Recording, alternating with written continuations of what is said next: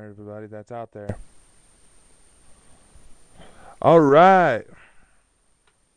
Journals of Supernatural Adventure is back. After taking a break to deal with fuel school projects, it's time to bring back the show.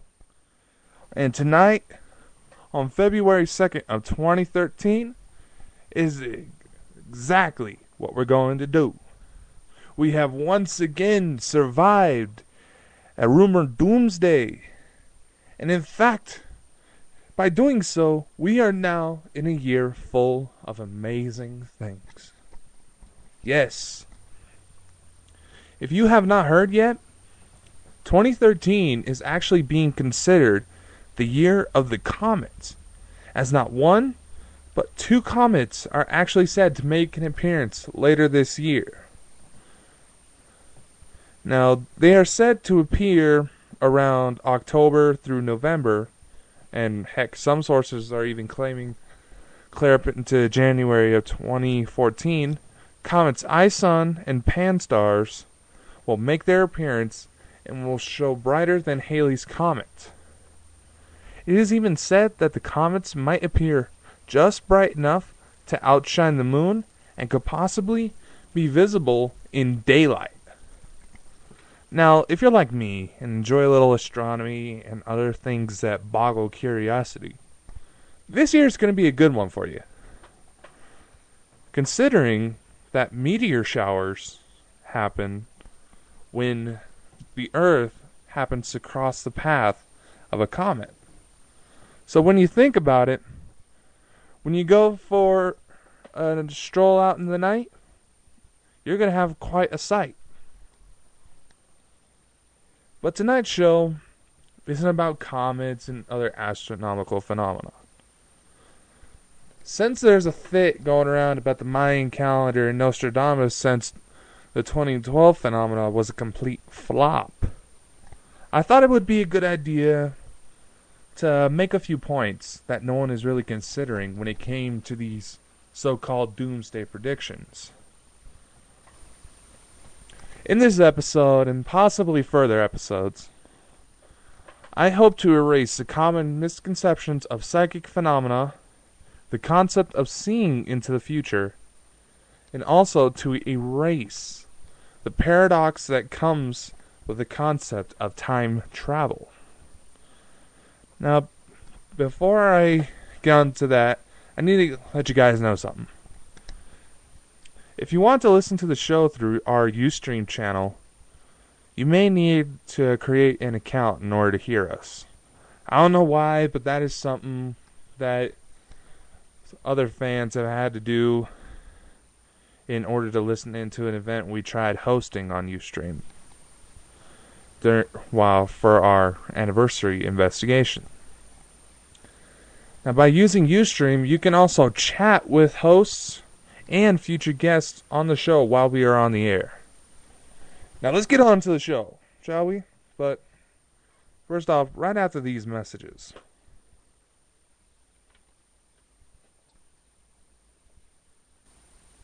Alright, I'm sorry that commercial didn't really get to finish. We're learning out a new method.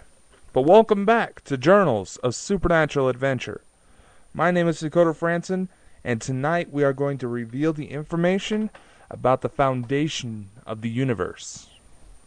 Now, the information I am about to present is strictly theory. There is virtually no way to experiment with the ideas, so I don't want to hear any BS about how wrong I am or if I'm a satanic follower. Come on. I have nothing against religion, but y'all who keep throwing that out at us paranormal investigators, just do what you want with your own life and leave us alone for once. Now, for those of you who actually like to hear about this thing, here's a question I want y'all to consider. What is the universe made of? What is it that builds the cosmos that we know and yet still have yet to discover? Is it planets, stars, nebulas, so on? Now, in a way, yes it is. But I am talking deeper. I am talking about the smallest known pieces of the universe. I am talking so small, it is near impossible to see each and every single little piece of it. Finally get what I'm saying? Atoms. Now, atoms are the smallest known building blocks to consider in the formation of anything that exists. Now, I'm not talking about the quarks and all the stuff that help build the charge of atoms. I'm just talking atoms by themselves. Now, have you ever heard the phrase, if you trace back your family just far enough, you would find out that you have come from a star? It ain't talking about Hollywood, my friends. Everyone who has paid attention at any point while they were in school would know this. But here's the kicker, though. How is it possible for those atoms to take shape? What is it that helps them get put together? There needs to be a plane of existence for those atoms to lay on in order to form matter in the appropriate shapes. Otherwise, you would have everything around us would be nothing but big blobs. This is where the concept of dimensions come in. Now, I know there's gravity and all that, but dimensions are actually a major part of it, of how everything gets put together.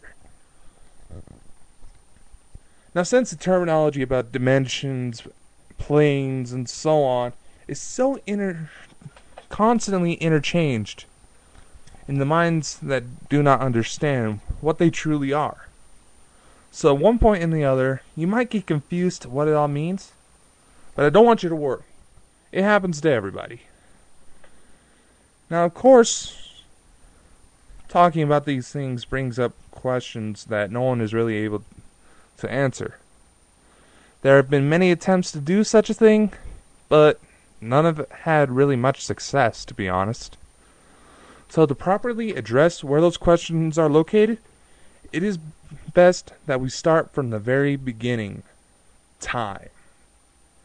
Now, time is the most mysterious when it comes to the universe, which has allowed for the most skepticism and the most imagination. It is this fact that has allowed for the concept of time travel and alternate realities to emerge. So how does it work? I mean, how is it that time gets to flow around?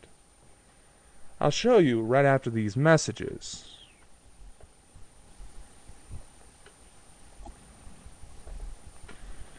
And welcome back to Journals of Supernatural Adventure. Tonight we are showing the world the foundations of the cosmos, beginning with the very essence of time. You see, it has been shown that the farther back into space we look, we are actually looking farther back into time. This is because light actually takes time to travel from the point of origin, to into the eyes of the observer. So looking farther away at something makes it to where technically you're also looking back into time. Now, of course, if two people are standing at different distances looking at the same thing,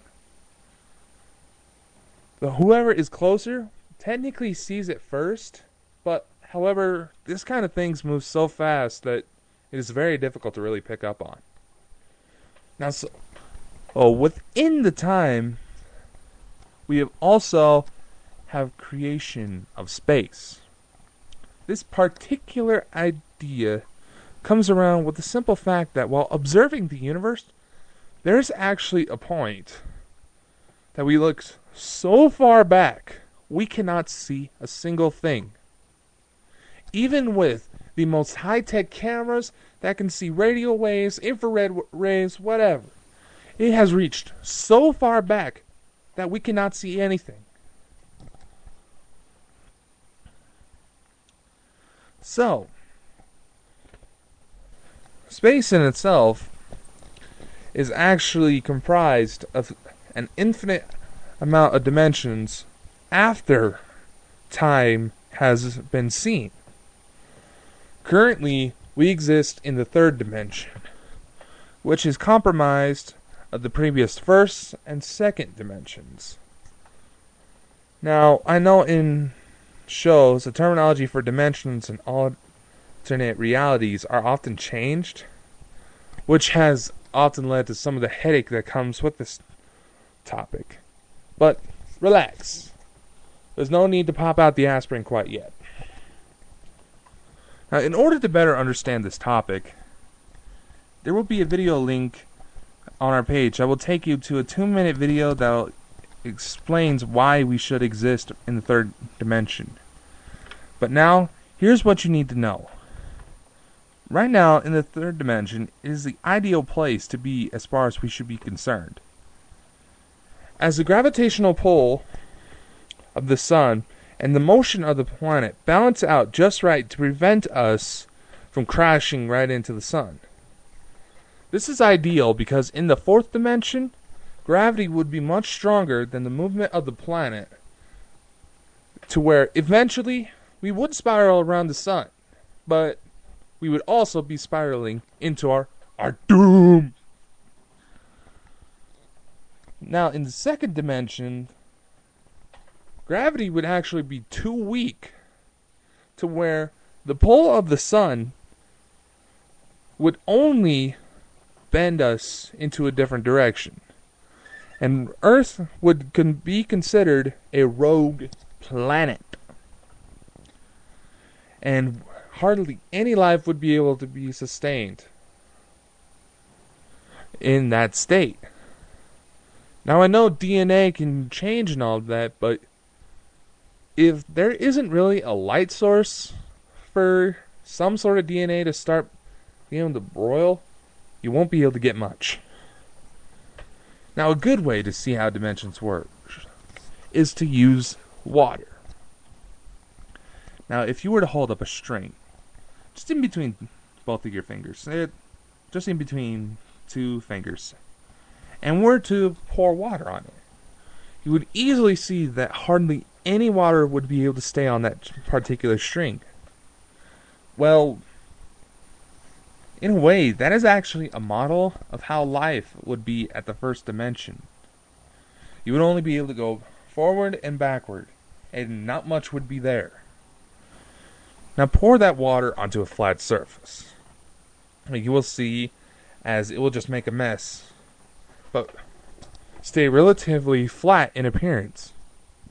Ooh, excuse me. Now that would be a model of the second dimension. We would be able to go up, down, left, right, get anywhere in between. Now, the second dimension is actually comprised of an infinite amount of first dimensions. And moving up, we have into the third dimension.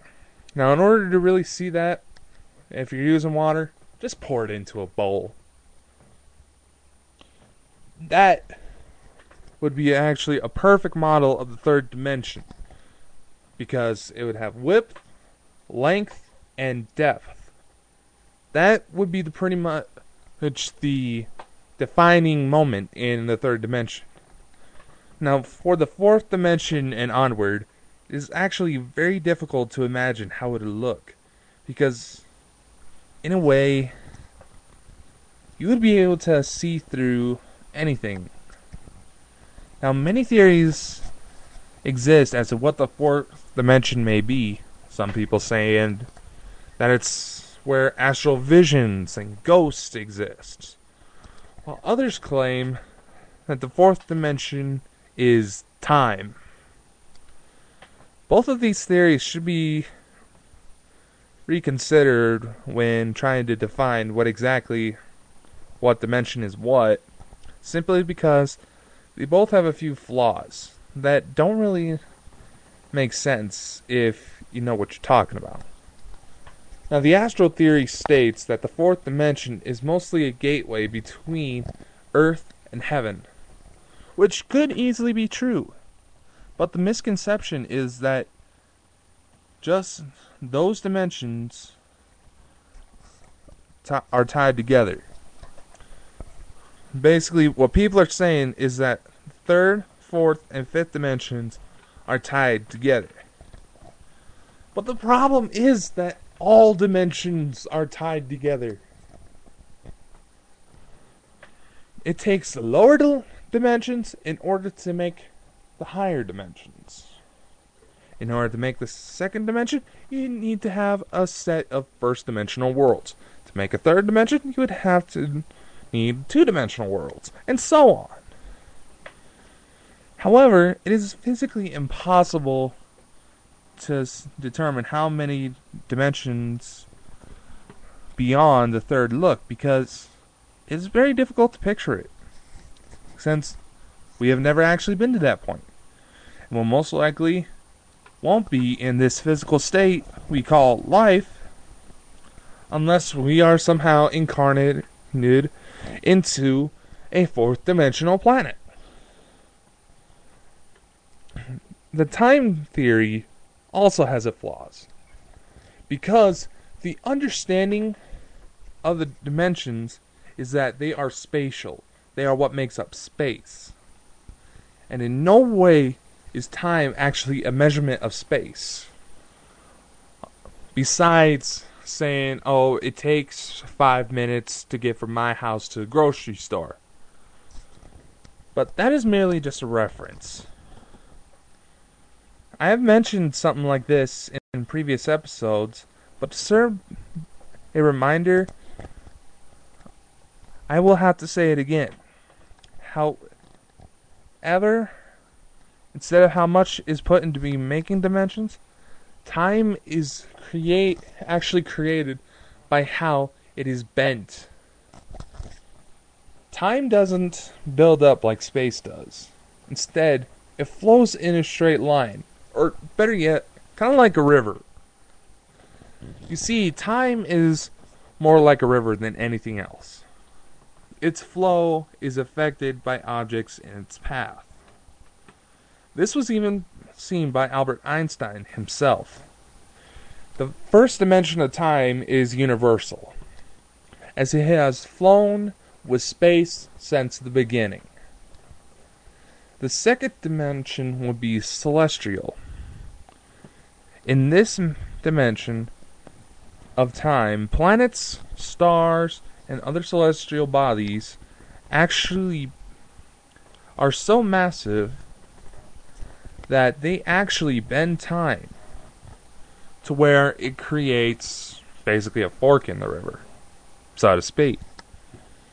However, universal time keeps going in one direction, while celestial time takes its own path.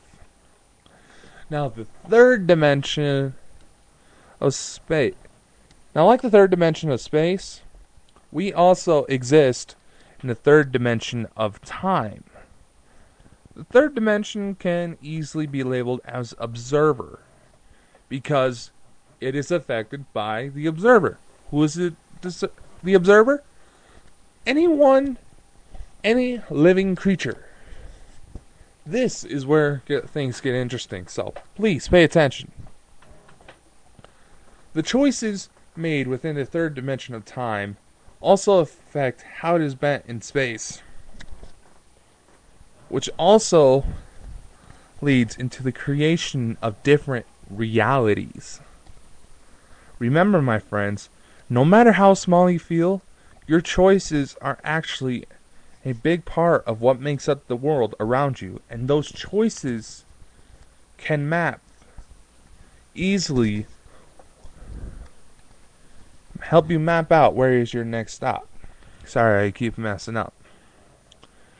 Now, by making these choices, we use up time, which allows us to move forward. As we move forward, we create a new timeline that branches off with every possible action in response to a form of stimuli in the physical environment. Once time has reached its third dimension, or third bend, that is where beings are born within the ranks can actually take control. You, my friend, are actually more powerful than you realize.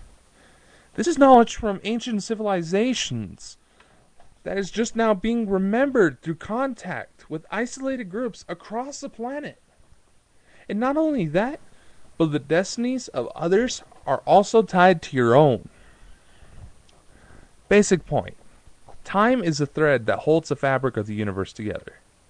With every planet, every star, heck, even all the way to the smallest rodent.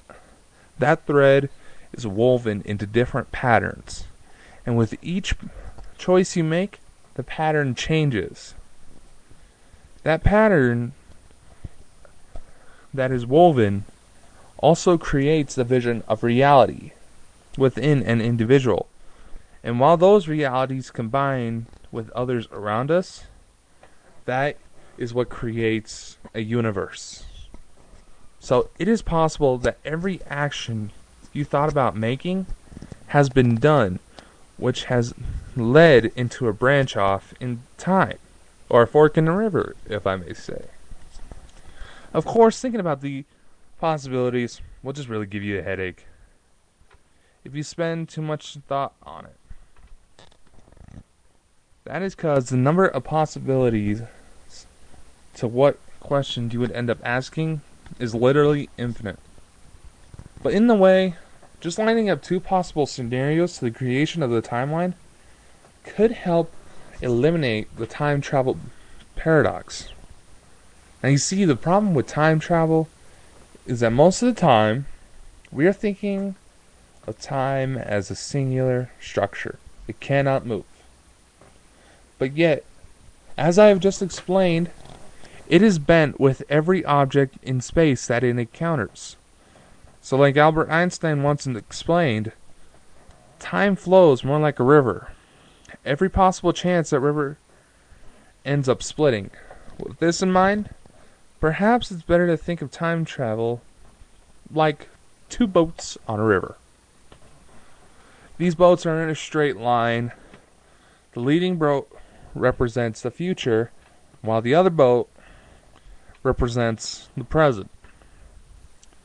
Those boats are traveling through an uncharted area by water, and then they notice that the river splits. So the leading boat goes forward in one direction, while the other stays behind waiting for confirmation if it is safe or not. The first boat then realizes that the path they took is too dangerous, so they manage to find a way out of the boat and back to warn the others so that they can get into the right path. Well, that is the truth behind time travel. While the initial thought is that if you go back in time and kill your grandfather, technically, how would it be possible for you to even go back when your grandfather died before you were able to be born? Well, it is possible because you were part of one branch of the river while he was moving to another. Now, this would call for a more advanced time machine than it is possible to conceive, really. Now, one which that can plot the exact course of history based upon the actions placed by the user.